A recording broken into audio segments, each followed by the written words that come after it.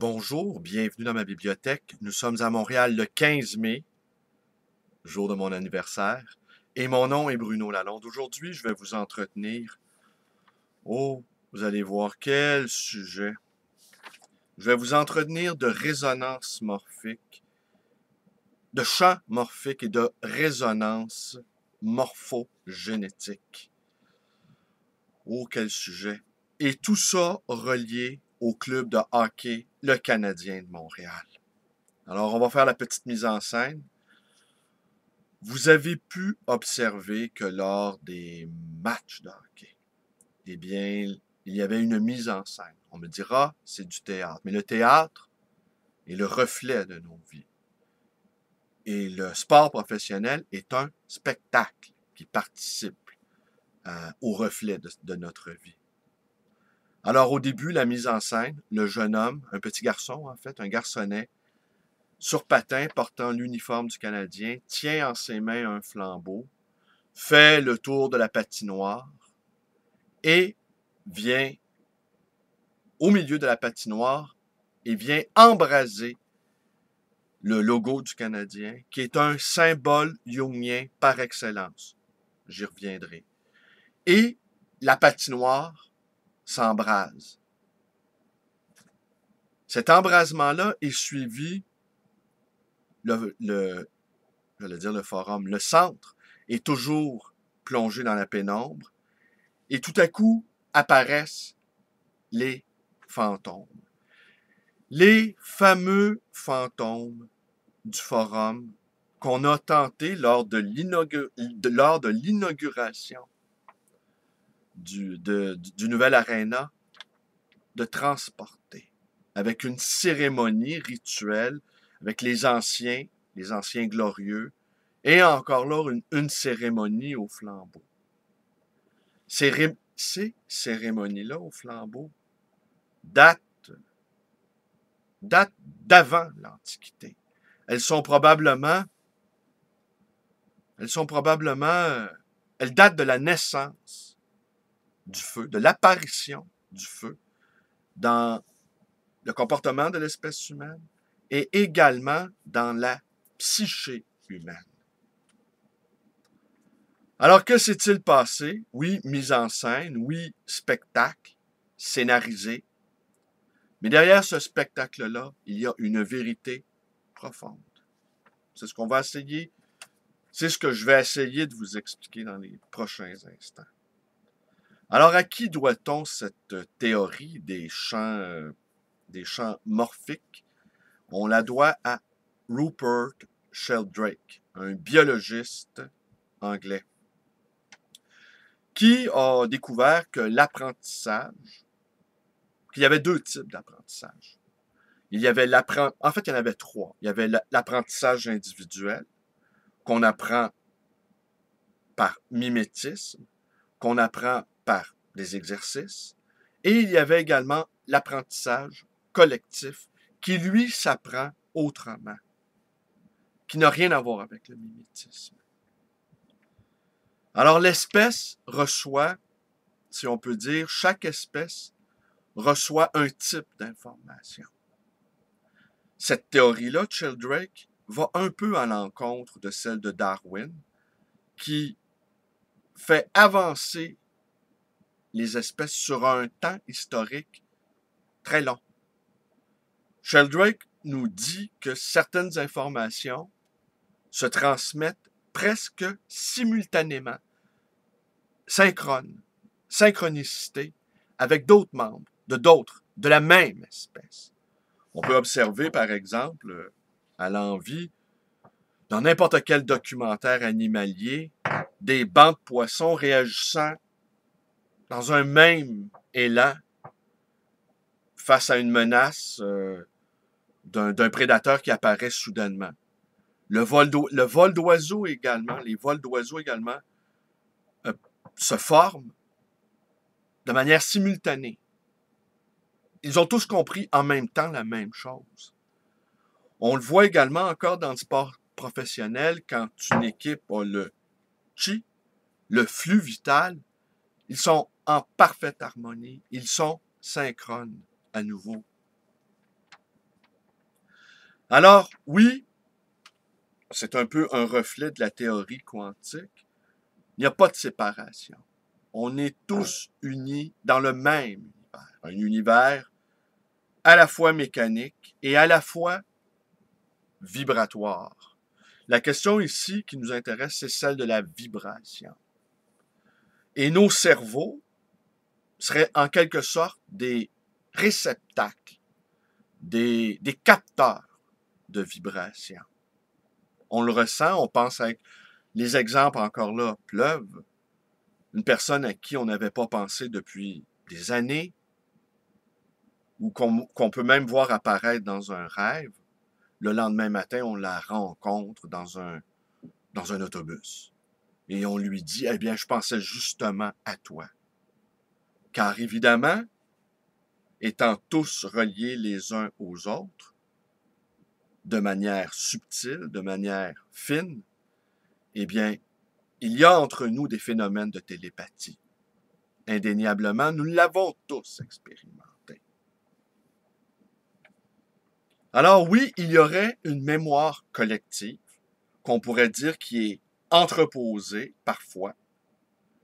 C'est ce que les Romains appelaient le génie du lieu, des lieux de pouvoir, littéralement, qui sont traversés par de multiples courants, sédimentés par le sang, la peine, le chagrin, la joie, un vaste continuum d'émotions, d'impressions, de sensations et d'informations. Tout ça pour vous dire que c'était logique d'une certaine façon, du point de vue quantique, que le Canadien élimine Boston. Car le Canadien n'est pas une équipe comme les autres. C'est une équipe magique. C'est une équipe chargée d'un temps historique. Hein? Les bannières, les 24 coupes Stanley qui ornent le plafond de l'aréna en sont là pour témoigner. C'est une équipe mythique. C'est l'une des 3 ou 4 ou 5 équipes mythiques du sport professionnel. Il n'y en a pas d'autres. Avec un passé. Et ce passé-là, qui est généralement inerte, peut tout à coup s'ouvrir et faisant place à l'inattendu, voire à l'inespéré, comme une sorte de surgissement où les joueurs sont transcendés à la fois par leur histoire et à la fois par la mémoire collective. Histoire personnelle et mémoire collective se rejoignant soudainement dans une espèce d'élan créateur, où on voit des jeux inimaginables, comme celui qu'on a vu il y a 3 jours, où David Desharnais a miraculeusement arrêté avec son gant la rondelle qui allait franchir la ligne rouge derrière Carey Price. Ce moment-là est un moment épiphanique, un moment d'anthologie qui va longtemps alimenter notre mémoire collective. Dans notre mémoire collective, les Bruins de Boston occupent le rôle négatif, notre némésis, notre ennemi, notre part d'ombre qu'on doit affronter sur le chemin de la conquête, sur le chemin de la réalisation, de l'individuation, autrement dit. Alors, quand tout un peuple, parce que le Canadien de Montréal, on l'aura oublié, c'est un nom français. Le Canadien n'est pas une équipe comme une autre. Elle a représenté tout au long de notre histoire une aspiration collective. On a été en phase, on est avec le même diapason, au même diapason avec cette équipe. Et certains m'objecteront que les joueurs modernes ne sont que des mercenaires. Oui, ils le sont généralement, mais à un moment donné, eux aussi la grâce les atteint. Et tout à coup, je ne crois pas qu'un joueur comme Piquet Souban, en voyant les photos de Jean Béliveau, de Maurice Richard, ou de Guy Lafleur, ou de Toe Blake, qui ornent le vestiaire de cette équipe-là, il ressent cette appartenance-là, qui va bien au-delà des contrats, qui va bien au-delà de sa carrière. Il est investi. Il est en mission. Et c'est là qu'il entre, si je peux dire, en résonance avec tout un peuple qui a fait de cet homme-là un des leurs. Et cela va bien au-delà de toutes les questions d'argent.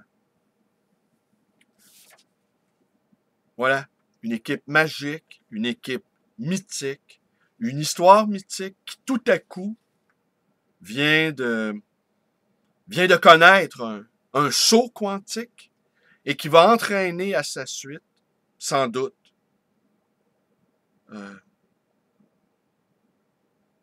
une conquête. Une conquête qui va tous nous enchanter. Alors, voilà. Voilà. Dernière chose, Rupert Sheldrake. Évidemment, toutes ces théories sont contestées. Mais toutes les théories sont vraies jusqu'à preuve du contraire. La science procède ainsi. Elle développe des théories, elle les expérimente. C'est ce qu'on appelle la méthode hypothético-déductive. Et la science aussi procède à grands coups de destruction. Une théorie est vraie jusqu'à preuve du contraire. Les théories de Sheldrake sont loin de faire l'unanimité. Mais dans les questions de physique quantique, il n'y a aucune unanimité. C'est la foire d'empoigne, c'est la bagarre généralisée, et on n'est pas parvenu à établir un consensus. Et même si les physiciens s'entendaient sur un consensus, sans doute ce consensus-là serait à revoir ultérieurement par ce qu'on appelle une révolution épistémologique, c'est-à-dire une nouvelle façon d'appréhender les choses. Alors, Sheldrake a expérimenté avec des rats, je conclue là-dessus, pour vous dire que l'information, elle ne se transmet pas seulement par l'apprentissage ou le mimétisme. Elle est non localisée, cette information-là, et elle se diffuse simultanément dans la même espèce aux quatre coins de l'univers. Elle échappe à l'espace-temps. Donc, il a fait une expérience avec des rats dans un laboratoire. Il a construit un labyrinthe et des rats, disons à Paris, mettaient 2 heures à parvenir à résoudre l'énigme du labyrinthe pour aller chercher le fromage qui s'y trouvait à l'autre bout. Ils ont refait la même expérience, disons, le lendemain, à Tokyo. Et les rats, cette fois-ci, l'ont fait en 1 minute 59. Refaites la même expérience quelques jours plus tard, on va dire à Chicago. Les rats l'ont fait en 1 minute 58. Alors, il y a une bonification du processus d'acquisition des connaissances. Et plus le nombre de gens qui font une chose est élevé, plus c'est facile pour les autres de faire cette même chose-là. Alors, plus on est nombreux à faire une chose, plus nous sommes nombreux à atteindre un haut niveau de conscience, plus nous avons un effet de propagation sur les autres consciences. Est-ce que le nouveau centre Molson est devenu un nouveau lieu de pouvoir, un nouveau champ morphique? C'est possible. Et cela va bien au-delà de toutes les considérations partisanes, économiques, politiques. Nous sommes dans la métaphysique. Je vous remercie d'être avec moi. Portez-vous bien. Bonne journée. Bonne journée à tous. Ma chaîne YouTube, ma page Facebook, mon numéro de téléphone 514-736-0999, ainsi que ma librairie d'occasion et d'ancien, le livre Voyageur. Aujourd'hui, à compter de 18 heures, j'offre un morceau de gâteau à qui se présentera à ma librairie. Un cadeau que va venir me porter la pâtissière Sylvie Morin. Bonne journée à tous.